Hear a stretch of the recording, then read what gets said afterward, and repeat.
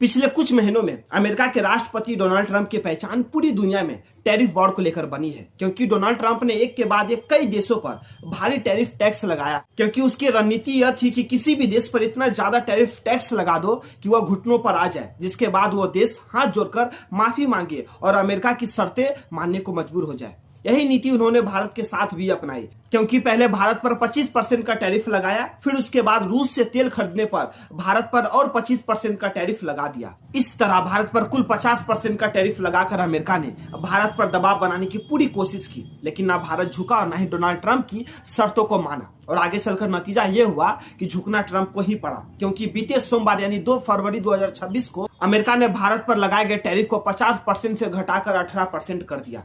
यहाँ पर मैं आपको बता दूं कि जब अमेरिका ने भारत पर 50% का टैरिफ लगा दिया था, तब भारत ने अमेरिका के साथ सीधे टकराव के बजाय धैर्य कूटनीति का रास्ता चुना और भारत ने अपने सामानों के लिए अमेरिकी बाजारों के बजाय दूसरे देश तलाशे, जिसमें यूरोपियन यूनियन के साथ ऐतिहासिक डील जो अभी हाल ही में हुआ, जिसे मदर ऑफ ऑल डील कहा गया। उसके बाद ब्रिटेन, ओमान और न्यूजीलैंड जैसे देशों के साथ समझौते ने अमेरिका पर दबाव बढ़ा दिया। ट्रंप को समझ आ गया कि भारत के खिलाफ टैरिफ युद्ध छेड़ना एक बड़ी गलती थी।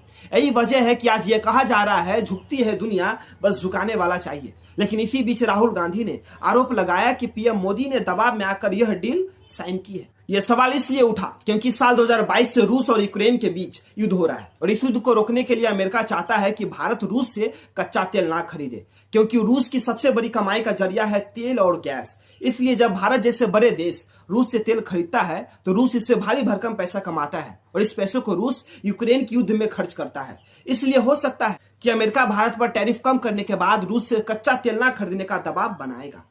लेकिन भारत रूस से तेल इसलिए खरीदता है क्योंकि रूस भारत को सस्ता कच्चा तेल देता है। तो दोस्तों, ये वीडियो यहीं पर खत्म होता है और इस वीडियो को लेकर आप लोगों को जो भी कुछ कहना है वो नीचे कमेंट में लिख देना।